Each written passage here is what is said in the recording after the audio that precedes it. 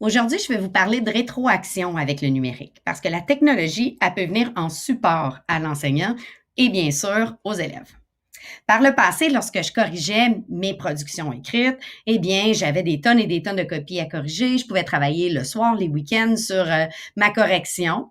Et ensuite, j'appliquais un code de correction, des notes dans la marge, par exemple, et je donnais une note à l'élève, bien sûr. Et qu'est-ce qui arrivait après ça? Ben, l'élève prenait sa copie, puis il regardait sa note et la mettait au bac de recyclage. Si j'ai passé, par exemple, 7, 10, 15, 20 minutes par copie à vraiment bien donner de la rétroaction et que ça s'en va au bac de recyclage et que ça ne sert plus, c'est pas tellement une bonne pratique, c'était plus frustrant que d'autres choses. En gros, pour que de la rétroaction soit efficace, il faut qu'elle soit utilisée par l'élève, puis l'élève doit être engagé dans le processus de rétroaction. Donc, si je le donne à la fin, comme je faisais par le passé, ben l'élève n'est pas engagé dans le processus. La rétroaction, elle doit aussi aider l'élève à s'améliorer dans l'accomplissement de cette tâche. Fait qu'il faut qu'il y ait une étape 2. Je te donne une rétroaction et par la suite, tu auras quelque chose à compléter et pas juste corrige tes fautes et remets-moi ta copie corrigée. Parce que ça, c'est pas très engageant. Elle permet aussi de confirmer à l'élève ce qu'il est capable de faire, donc ce qui est positif et de l'accompagner. Voici des exemples. Chloé, ton paragraphe n'est pas complet, tu dois y inclure une phrase qui annonce le sujet. Il me manque un petit peu de positivisme, j'avoue.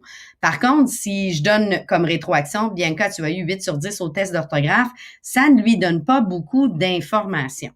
On comprend que par le premier énoncé, eh bien, l'élève a quelque chose à faire et va devoir continuer à travailler son texte.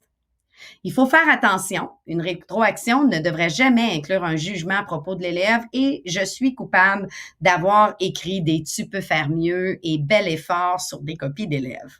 Par exemple, elle ne devrait pas avoir pour but de signifier à l'élève qu'il est intelligent ou encore qu'il est bon ou qu'il est mauvais à une tâche, par exemple. Lorsqu'on fait ce type de commentaire à l'élève, on attribue sa réussite à ses qualités personnelles au lieu des actions qu'il a posées pour réaliser la tâche. L'enseignant devrait donc mettre l'accent sur ce que l'élève a fait ou ce qu'il n'a pas fait pour atteindre le niveau de performance attendu. Donc, il est important de se rappeler l'objectif de la tâche avant de donner la rétroaction. Il est important de ne pas se perdre dans les détails. Trop souvent, lorsque je corrigeais des copies, j'encerclais tout ce que je voyais comme faute. Si mon objectif était de travailler, par exemple, les verbes au passé, pourquoi m'attarder sur chacune des fautes alors que l'objectif clairement était de développer ces verbes au passé? Il est important que la rétroaction ne serve pas non plus à apprendre à faire plaisir à l'enseignant, mais plutôt à apprendre. Donc, pas savoir, ben ma prof, si je fais ça comme ça, c'est clair qu'elle va être contente. On veut que l'élève apprenne et progresse. Je vous présente les principes d'une rétroaction efficace, un document qui a été préparé par la super Brigitte Clavel, conseillère pédagogique à la CSRDN, et Sébastien Deschamps, un autre super conseiller pédagogique en intégration d'éthique. Donc, l'objet de la rétroaction doit être sur une tâche spécifique, basée sur les critères attendus, sur la démarche utilisée et non sur l'élève. Au niveau du contenu, ça doit être précis, descriptif et constructif. On doit miser sur les forces et les besoins. On doit donner des pistes d'amélioration suggérées et on ne doit pas baser la rétroaction sur l'intelligence ou les qualités personnelles. On doit avoir un ton positif, sincère et sans jugement, donc quelque chose qui inspire la confiance et qui laisse place à la discussion. Elle doit aussi arriver, la rétroaction, le plus rapidement possible. Elle doit être avant une autre production, donc elle doit donner la possibilité à l'élève de se reprendre ou de pouvoir l'appliquer sur une tâche suivante et on doit lui donner du temps d'appropriation pour réinvestir le tout. Alors, je me suis lancée dans la rétroaction par vidéo. Je vous explique un peu ma façon de fonctionner. De la façon que je fonctionnais avec mes élèves, je leur assignais une tâche d'écriture en ligne, soit en classe, si on avait des appareils, soit au laboratoire informatique, soit même à la maison, selon le type de tâche.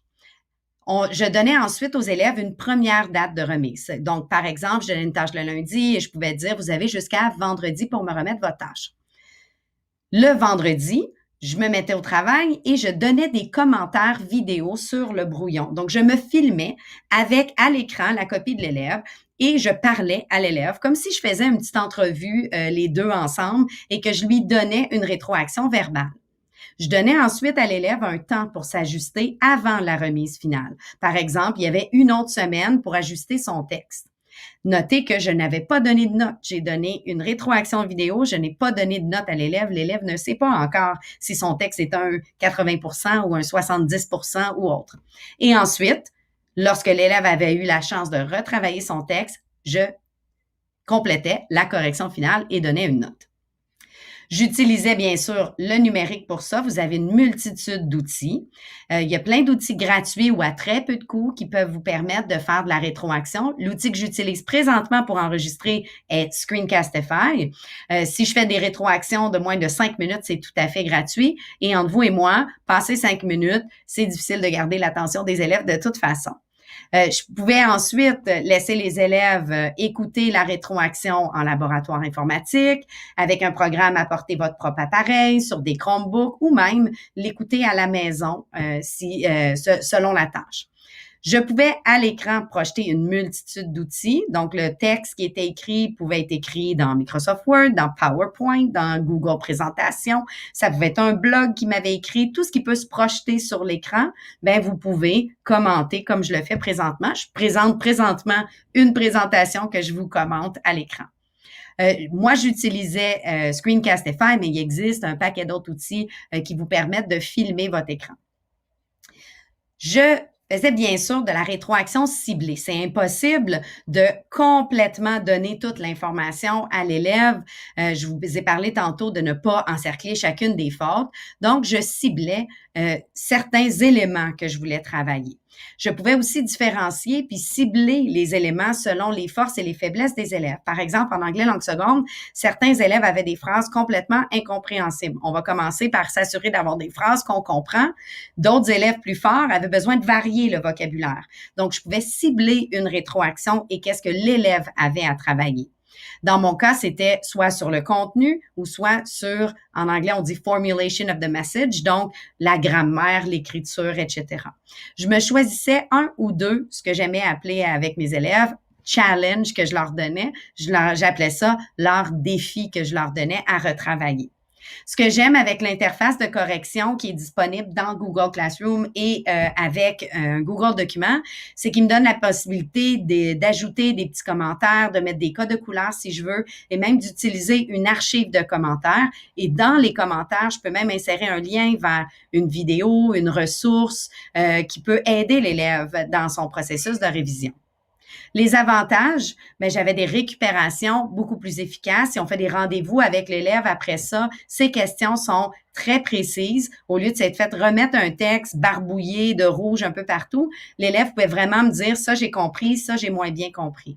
De la différenciation, ça me permettait d'aider autant les élèves les plus faibles que les élèves les plus forts parce que je leur donnais chacun un défi à la hauteur de leurs aptitudes et des défis personnalisés. J'avais aussi une meilleure communication avec les parents parce que ça gardait des traces. Donc, j'avais même moyen, si je voulais, d'envoyer la vidéo des difficultés de l'élève avec son texte aux parents. Ça m'aidait beaucoup parfois de dire, écoutez, je lui ai envoyé ça, peut-être le réviser avec eux, tout dépendant, bien sûr, du type de tâche que vous avez donné. On peut avertir les parents des difficultés avant la note finale. Le fait que j'avais ramassé le travail de l'élève avant de lui donner sa note, si je voyais, par exemple, un travail incomplet ou je voyais un travail qui manquait tellement d'éléments que l'élève allait être en échec, mais ça me permettait d'avertir l'élève et le parent et de dire, ben là, il y a une autre semaine pour retravailler son texte, je lui ai donné une rétroaction, mais pour l'instant, s'il me remettait ça tel quel, ça ne passe pas, fait que on pouvait faire un avertissement. C'était possible, comme je disais, de partager la vidéo même par la suite avec le parent au besoin et c'est bien sûr une bonne façon de garder des traces. On a déjà été revoir des vidéos ensemble avec des élèves, de montrer qu'est-ce que les vidéos, les difficultés qu'il avait au début de l'année, ça peut être très motivant. Les outils en ligne comme Screencastify, ce que j'aime beaucoup, c'est que c'est sauvegardé dans mon Drive CSRDN. Donc, j'ai accès, je peux classer mes choses et même dans l'outil de Screencastify, je peux partager en un clic un petit lien directement dans Google Classroom à l'élève où je peux copier-coller le lien et envoyer par courriel, par exemple, le lien vers ma vidéo. Tout est en ligne. C'est accessible en tout temps sur n'importe quel appareil. Le lien peut être partagé, comme je disais, par courriel, Google ou un autre outil. En conclusion, il n'existe ni méthode ni recette précise pour avoir un impact sur la réussite des élèves. Ce qui fait la différence, c'est de tendre vers une certaine personnalisation de l'apprentissage et de chercher à comprendre comment chaque élève progresse. Je vous dirais que les rétroactions par vidéo, même si ce n'est pas la même chose que d'avoir le temps de s'asseoir ensemble, un à un, ils permettent quand même cette humanisation et cette personnalisation-là qui est très importante dans la motivation de l'élève et dans sa progression. Moi, j'ai vu une grosse différence avec cette façon de fonctionner. Fait que je vous invite à l'explorer et à nous contacter si vous voulez des trucs et des astuces.